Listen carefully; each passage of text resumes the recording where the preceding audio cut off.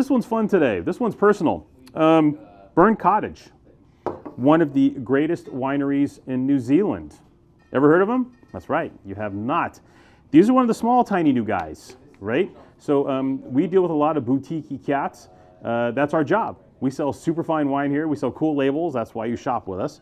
And accordingly, we've never done a video on Burn Cottage because frankly, there hasn't been enough Burn Cottage in the market to supply an email offer and a video of such, right?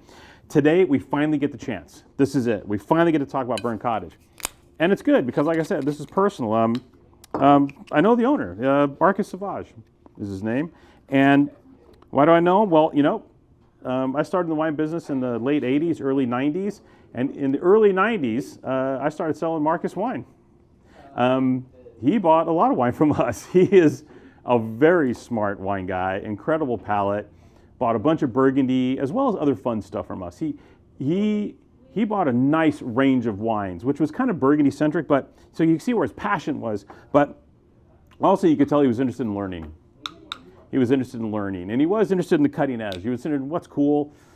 All this came through in my conversations with him on the phone over the years. And it was very surprising when Burn Cottage got released and we saw this wine's got phenomenal scores and just right out the gate, amazing, what a story. And then it was like, owners, Marcus Savage. And I was like, hey, I know that guy. So pretty hilarious. He happened upon the property. He was tasting wine in Australia, in the Mornington Peninsula area, which is one of the top areas for actually Pinot Noir and Chardonnay in Australia, funny enough. And on his way back, he made his way into Central Otago, fell in love with the property. The rest is, as they say, history. There's now 28 hectares owned, 3 different vineyard sites. And here's the kicker, pay close attention. He actually got a guy by the name of Ted Lemon to basically run the place. Well, set up the place and heavily consult at the place. Ted Lemon, who's he? Oh, Littorai. Ever heard of him? Basically the hottest producer of Pinot Noir and Chardonnay in America. That guy is running the show, pretty much, kind of, for Marcus at Burn Cottage in Central Otago. And how can he do this? You say, how can he do this? Well, remember, the harvests in the Southern Hemisphere are opposite ours. We pick in September, well, sometimes August now, thank you, climate change. Down there, they pick in March/April.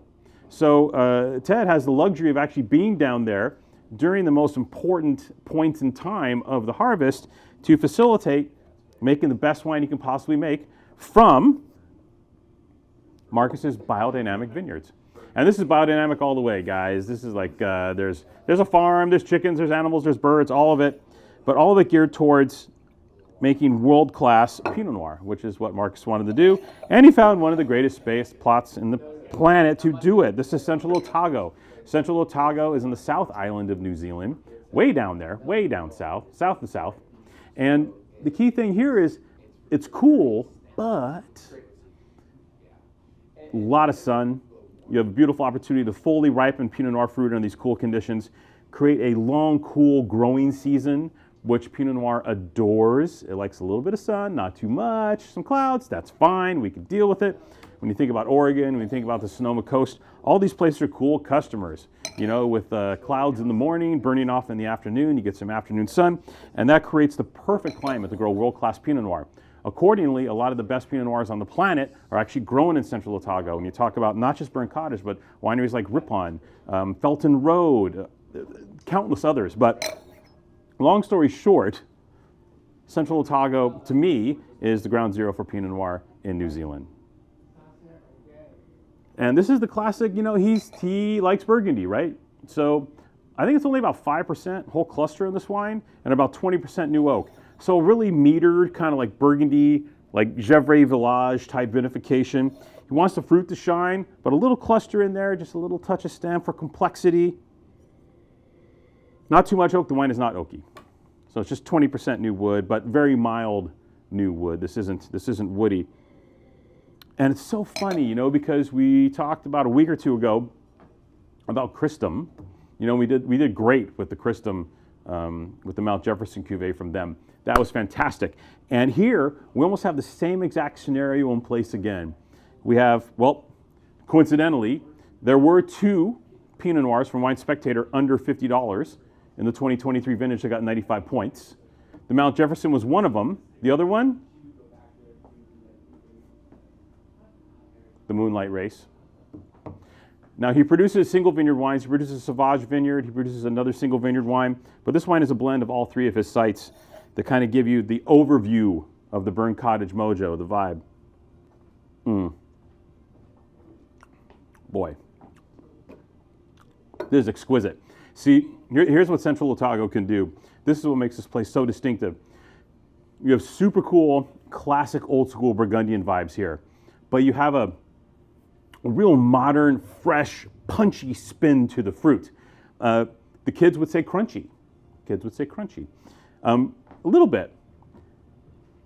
This is adorable, fresh, bright, energetic, fully fruited Pinot Noir of the highest order.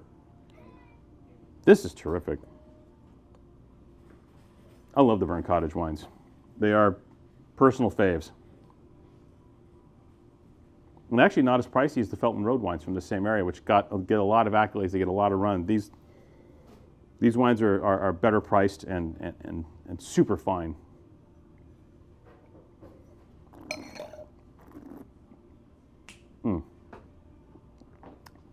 If you love Pinot Noir, we love Pinot Noir. No brainer. Absolute no brainer. What a joy to be able to have enough of this wine in this vintage to sell. So 95 Spectator, 96 Suckling. I mean, monster, just crazy, insane scores. And Screwcap, no corked bottles. Everything's going to be beautiful every time you open it, probably for the next 15 to 20 years. What a treat. Marcus, what a pleasure, man. I've sold you a bunch of great wine. I know your pal, and I know what you bought, I know what you drank, and glad to see that you and the great Ted Lemon are bringing it all to fruition here in Central Otago. Kudos to you guys. Fabulous wines.